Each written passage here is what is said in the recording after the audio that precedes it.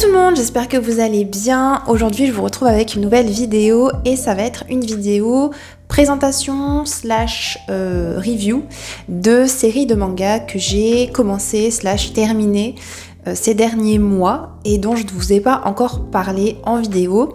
J'ai décidé de revoir ce format de vidéo et de pouvoir vous présenter plusieurs séries dans une seule et même vidéo. Comme ça, vous avez de quoi piocher dans vos prochaines lectures. On va commencer avec une petite série qui s'intitule L'Auberge de la Vie, que j'ai commencé et terminé quasiment le même jour, puisque c'est une série qui ne comporte que 2 tomes. C'est écrit par Nozo Itoi et c'est édité chez Akata. Ça fait déjà plusieurs mois que je l'ai lu, puisque je l'ai lu en été fin août, mi-août, fin août si je me trompe pas. Donc ça fait un petit moment que je devais vous en parler. On suit une jeune fille qui s'appelle Sumomo qui a décidé de mettre fin à ses jours et de se rendre sur le cap de Shide, qui est un cap bien connu des Japonais, qui est en fait une sorte de falaise, en tout cas de chemin, je ne sais pas trop comment décrire ça, mais qui s'enfonce du coup dans la mer et en fait les gens se jettent de cette falaise pour se donner la mort. Avant ça, elle veut retrouver une personne qu'elle a connue durant son enfance pour essayer de mettre certaines choses au clair, et il s'avère que cette personne, c'est également la personne qui tient l'auberge de la vie, l'auberge de Gilda, qui est la dernière auberge sur cette fameuse route pour arriver à la falaise. Et donc, contre toute attente, elle va rencontrer d'autres personnes et peut-être remettre en question son envie de mettre fin à ses jours. C'est un manga pas très joyeux, je vous l'accorde. On est sur plutôt du drame, de la mélancolie. Sumomo va arriver dans cette auberge et elle va finalement travailler pour cette auberge, elle va être serveuse. Donc cette auberge fait à la fois donc hôtel et restauration. Donc on va rencontrer des personnages qui viennent passer leurs derniers instants de vie avant de se jeter de la falaise. Et on va rencontrer des destins assez compliqués, des personnes qui n'ont plus le goût de vivre pour des raisons X ou Y.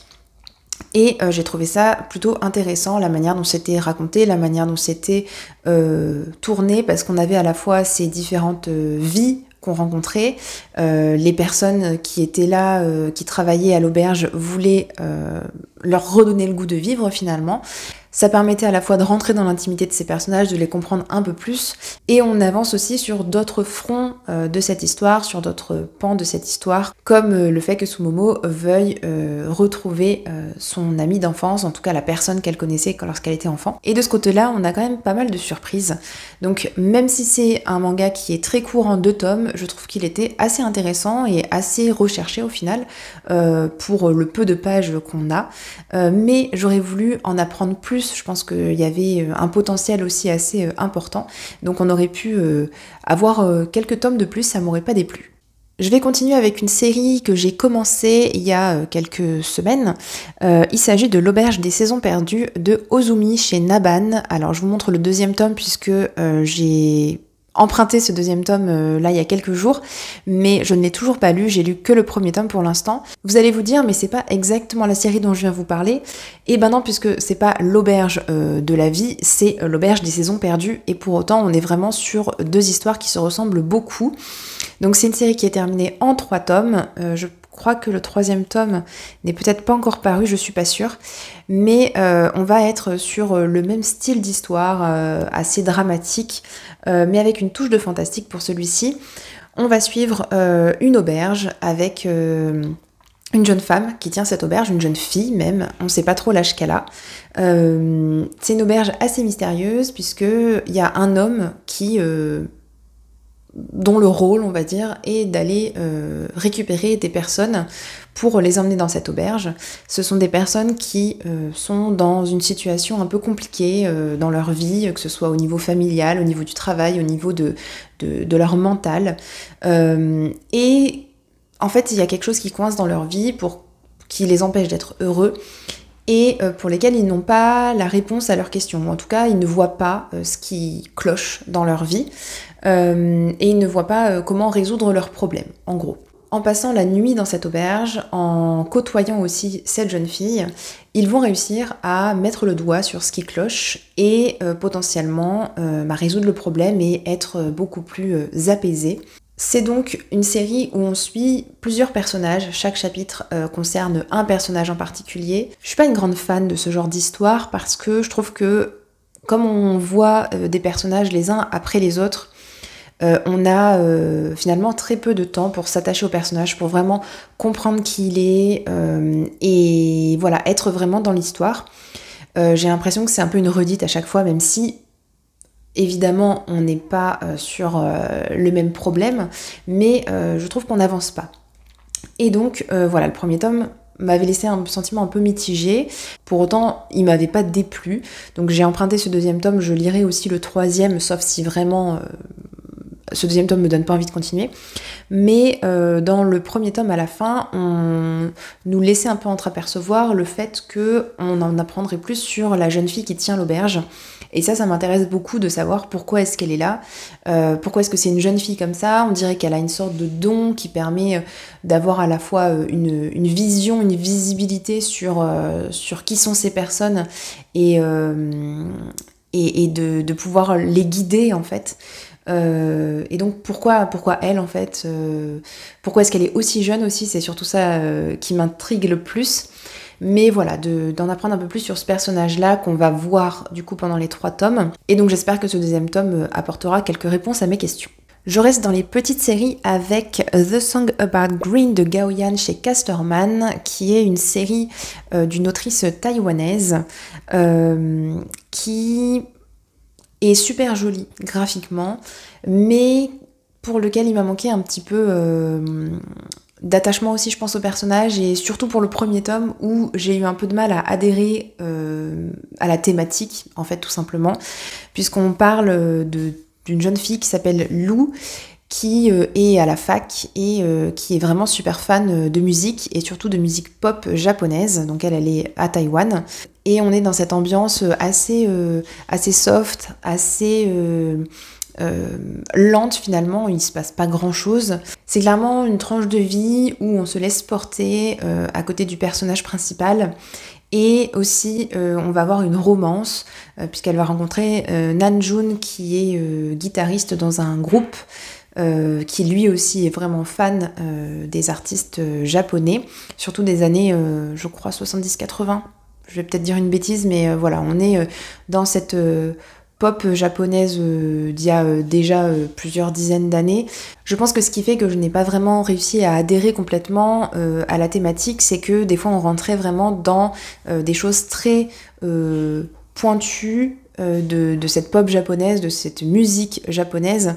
On donne des titres, on donnait des artistes. Les personnages étaient super enjoués, enthousiastes de ces titres.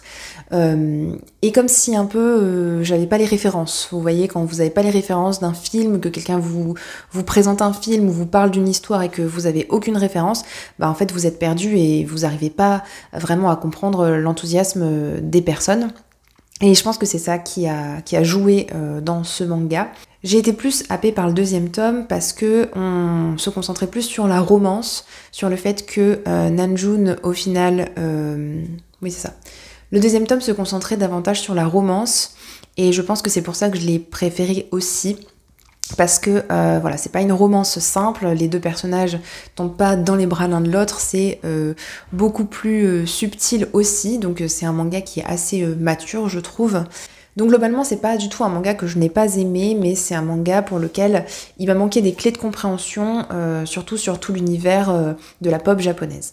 Cet été, j'avais également lu pas mal de mangas de Keigo Shinzo, l'auteur de Hirayasumi, que j'adore, si vous ne le savez toujours pas.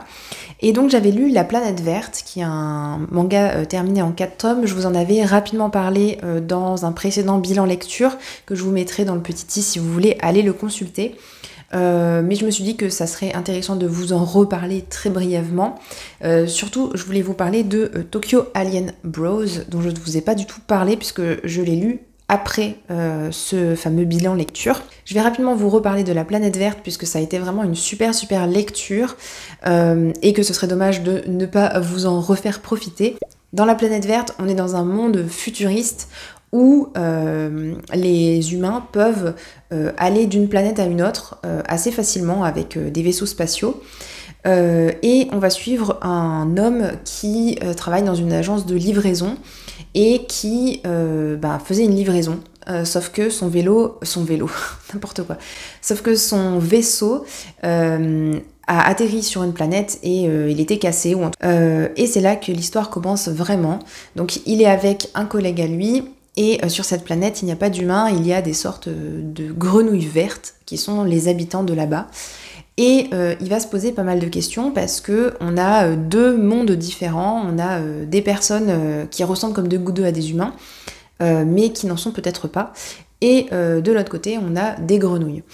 Et il va tomber amoureux d'une fille là-bas, donc d'une humaine. Cette fille a quand même une certaine... Enfin, c'est une sorte de princesse, si on veut. À côté de ça, il veut quand même essayer de rentrer chez lui, mais peut-être que finalement il préférerait rester parce que c'est plus important pour lui sa relation avec la fille. Enfin voilà, vous voyez un petit peu le topo. C'est une histoire qui paraît assez loufoque, assez déjantée, où on a mis plein de choses, plein de briques, de choses différentes qui avaient pas forcément l'air de bien marcher entre elles, et pour autant ça fait une histoire déjantée, délirante, mais qui fonctionne très bien. Donc on a plein d'aspects différents, cette sorte d'échelle sociale, si on veut, entre les humains et les grenouilles. On a une culture particulière, des rites particuliers, du mystère aussi, parce qu'on ne sait pas ce qui relie ces deux groupes ethniques, si on veut. Je trouve que c'était vraiment très fun. Il y a un côté humoristique forcément, et ce côté loufoque qui ressortent, mais ça n'empêche pas d'avoir quelque chose qui se tient, et des réflexions aussi sur la vie, sur les relations entre personnes, même personnes qui peuvent être différentes, d'ethnies différentes, de groupes, alors j'appelle ça des ethnies, mais vous avez compris, d'espèces différentes. Le soleil est en train de sortir. Maintenant pour Tokyo Alien Bros, vous allez voir que c'est un petit peu le même schéma. On est dans quelque chose d'encore assez loufoque, un peu moins déjanté, un peu moins décalé que pour la planète verte, mais on va aussi suivre des extraterrestres. Cette fois-ci, c'est des extraterrestres qui viennent pour voir si la planète Terre peut être habitée par leur peuple. On va suivre Fuyunosuke, qui est un alien qui est arrivé depuis déjà quelques mois, quelques années, je ne sais plus, suffisamment de temps pour avoir appris à se fondre dans la masse, à découvrir les petites choses qui font que les humains sont humains, et il va être rejoint par Natsutaro, qui est un alien qui arrive tout juste. Donc en fait, les deux peuvent prendre l'apparence des humains, donc c'est pour ça qu'ils arrivent à se fondre assez facilement dans la population. Fuyunosuke, il a pris l'apparence d'une personne plutôt pas moche à regarder, donc les filles l'apprécient plutôt, mais il a un petit peu des fois des réactions bizarres, les gens le trouvent du coup assez rigolo. Mais par contre, pour ce qui est de l'autre personnage, lui, il va vraiment avoir du mal à comprendre ce qu'on attend de lui en tant qu'humain. Je vois qu'il y a un rayon de soleil qui sort depuis tout à l'heure et qui repart des fois.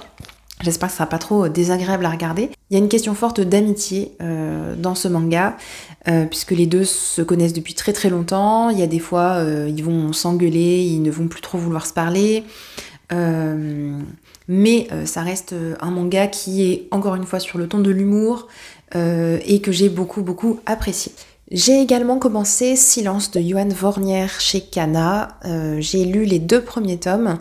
C'est une série qui est encore en cours avec le 6e volume qui paraîtra début décembre. C'est un auteur français, donc c'est un global manga si on veut dire les choses par leur nom, mais je le classerais, si je devais le classer dans une catégorie japonaise entre guillemets, pour moi ce serait du shonen. On m'aurait pas dit que l'auteur était français, j'aurais totalement cru que c'était un manga d'origine japonaise, parce que ce soit dans l'histoire ou dans les graphismes, je trouve que ça ne saute pas aux yeux que c'est un global manga. Pour l'histoire, on est dans un monde alternatif où le soleil a disparu de la Terre et est arrivé un froid totalement glacial. le monde s'est recouvert de glace, de neige, et des monstres sont apparus. Et depuis, ils peuplent la surface de la Terre. Les humains qui étaient là ont soit été mangés, soit se sont réfugiés sous terre, dans des endroits où ils pouvaient être cachés.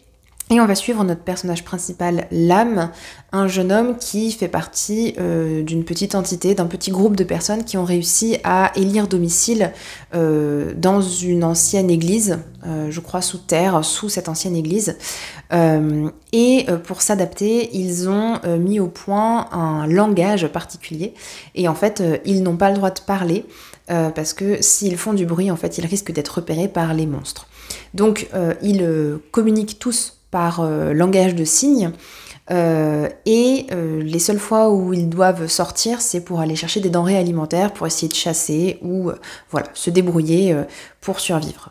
Lam, c'est un ado qui est très bien intégré, qui est apprécié de tous, qui a ce côté assez courageux, assez dynamique, enfin qui a envie d'aider, qui est assez proactif, bref, quelqu'un qui est apprécié par les petits, par les grands. Et pour le remercier peut-être, une personne va l'autoriser à l'accompagner pour sa première sortie pour aller chercher des denrées alimentaires dehors. Mais tout ne va pas se passer comme prévu, il va faire une boulette et va attirer des monstres. Une femme va jaillir de nulle part avec des clochettes et va terrasser complètement le monstre qui était 10 fois plus grande qu'elle. Le premier tome a été vraiment exceptionnel, j'ai adoré du début à la fin. Il y a ce côté très accessible parce que l'auteur a fait le choix de présenter l'univers, de présenter l'historique en fait, comment tout ça s'est construit dès les premières pages, donc on n'est pas du tout perdu. Et j'ai trouvé que c'était très bien dosé entre les moments un petit peu de réflexion, où on pose un petit peu le cadre de l'histoire, et les moments où il y avait vraiment de l'action. Les monstres sont très très beaux aussi à regarder. Il y a un mélange entre un folklore un peu japonais et des monstres que nous on pourrait connaître. Donc on a des petites souris qui sont monstrifiées si on veut, avec des grandes dents et des choses qui font qu'elles paraissent beaucoup plus monstrueuses que des petites souris que nous on a chez nous. Au niveau créativité, je trouve que c'est vraiment un manga qui sort du lot. On a cette question de ne pas faire de bruit avec l'utilisation du langage des signes pour se comprendre. Et puis cette femme qui arrive, qui a des clochettes et du coup qui fait du bruit et qui arrive quand même à s'en sortir, qui vit dehors. Comment est-ce qu'elle arrive à s'en sortir alors que les autres n'y arrivent pas ? Et puis il y a tout de suite aussi l'histoire de pouvoir magique. Enfin bref, je trouve que c'est un manga qui a énormément de potentiel. J'ai adoré le premier tome, j'ai beaucoup aimé le deuxième tome aussi, un petit peu en deçà du premier, mais il y a tellement de choses qui me paraissent intéressantes à découvrir dans cette série que voilà, je vous conseille très très fortement de la découvrir également. Ensuite, je vais vous parler d'un shoujo, il s'agit d'Achève-moi de Megumu Seto aux éditions Kurokawa.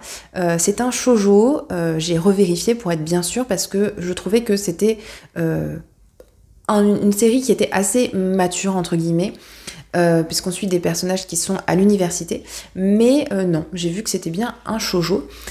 Donc on va suivre deux personnages, un garçon et une fille comme d'habitude. On suit principalement Ichika, une étudiante à l'université qui a envie, suite à sa récente rupture avec son ex, de trouver enfin un garçon qui lui convienne et d'avoir une relation amoureuse comme elle en rêve. Elle va participer avec des amis à une rencontre arrangée. Ça se passe pas forcément très bien avec les garçons, jusqu'à ce que Kosei lui adresse la parole et qu'il passe le reste de la soirée avec elle. Ils discutent super bien, ils s'entendent super bien, ils rigolent, vraiment il n'y a pas mieux. Donc ils décident d'échanger leur numéro de téléphone et de s'organiser des petites sorties à deux de temps en temps. Les amis d'Ichika la mettent en garde en lui disant que Kosei a une réputation qui le suit et qu'il est un coureur de jupons. En tout cas que voilà, qu'il est vraiment un garçon à filles, qu'il voit beaucoup de filles en même temps et qu'il ne cherche pas de sérieux. Ichika se dit ok, je note, de toute façon j'attends rien de Kosei, on est juste copains, on est juste amis, ça se passe très bien entre nous, je vais faire en sorte de pas tomber amoureuse de lui. Vous voyez déjà le truc venir. Effectivement, après avoir passé plusieurs moments ensemble, elle va développer des sentiments amoureux pour Kosei. Et lui, il reste campé sur ses positions. Il ne cherche pas de sérieux. Il ne cherche pas de sérieux avec aucune fille. Lui, il veut juste s'amuser. Et donc, c'est là que les problèmes vont arriver. C'est un manga que je vais trouver très mature dans la manière d'aborder les relations amoureuses. Je trouve que bien souvent dans les shoujo, on a une relation qui commence directement, où il y a une sorte de coup de foudre. Là, c'est pas le cas, même si on sent dès le début que Ichika est assez intéressée par lui, qu'elle le trouve plutôt mignon, que voilà, ils s'entendent très bien, donc pourquoi pas. Mais ce que j'ai trouvé vraiment qui changeait potentiellement des autres shoujo, c'est la manière dont les sentiments vont évoluer. Je trouve que les deux personnages prennent le temps de se rencontrer, de se voir plusieurs fois. On sent vraiment que les personnages ont un lien qui se crée et ça tombe pas comme un cheveu sur la soupe. En ce qui concerne aussi le fait que le garçon cherche à s'amuser et que ça se ressente aussi dans la manière dont il agit, je trouve que c'était assez bien fait. Donc le niveau de réalisme finalement est plutôt très bon de mon côté. Et je comprends aussi pourquoi Ichika commençait à avoir des sentiments pour lui, parce que il se comportait de manière très amicale, quasiment comme un futur amant. Il lui fait des compliments, il lui dit qu'elle est jolie, qu'il comprend pas pourquoi elle n'a pas un copain, qu'il s'entend super bien avec elle, qu'ils rigolent ensemble et tout.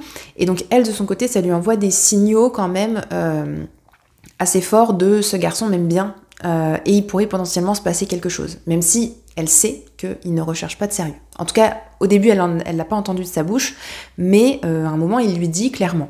Donc le côté communication, les dialogues sont bien faits aussi, je trouve. Bref, ça a été une très très bonne découverte pour moi. J'avais un petit peu peur au départ, mais je suis finalement conquise par ce premier tome. Donc j'espère que vous le découvrirez aussi. Et n'hésitez pas à me dire en commentaire si vous l'avez lu et ce que vous en avez pensé. Je vais finir avec Morgana et Oz de Miyuli aux éditions Albin Michel dans la collection Coda. C'est un webtoon dans un univers fantastique qui mêle des sorcières et des vampires. On va suivre Morgana, une jeune sorcière qui est extrêmement maladroite et qui ne sait pas du tout utiliser ses pouvoirs magiques. Donc dès le début en fait on la voit, elle voulait un petit peu modifier sa robe et en fait elle la crame complètement. Et son clan de sorciers a décidé de faire la paix avec les vampires, avec lesquels ils sont en froid depuis des années et des années.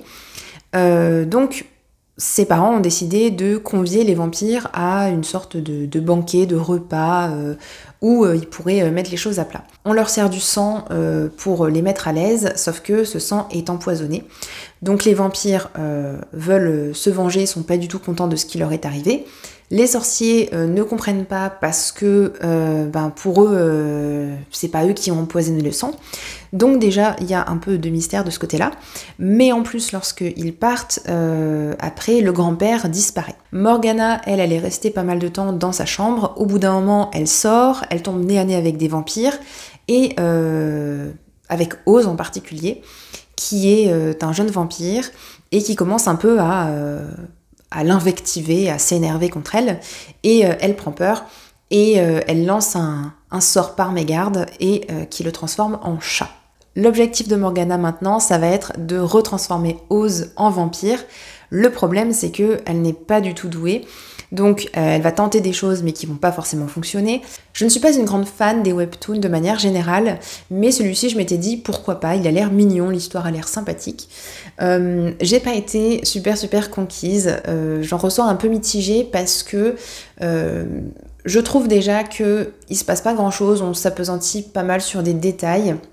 Alors, des fois, dans certains mangas ou dans certaines histoires, de manière générale, de BD ou autres, on saute des passages qui font qu'on sent pas vraiment le lien entre les éléments. Là, c'est le contraire, je trouve qu'on a beaucoup de cases, beaucoup d'éléments qui font que je me retrouve quasiment face à un scénario de film avec différentes captures d'écran, quoi.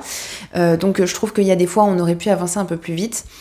Et aussi au niveau des personnages, je trouve qu'ils sont assez caricaturaux. On a le père par exemple qui est extrêmement friendly, extrêmement ouvert, très. Alors c'est un homme qui est très déconstruit par rapport au côté très viril qu'on peut voir chez d'autres parents.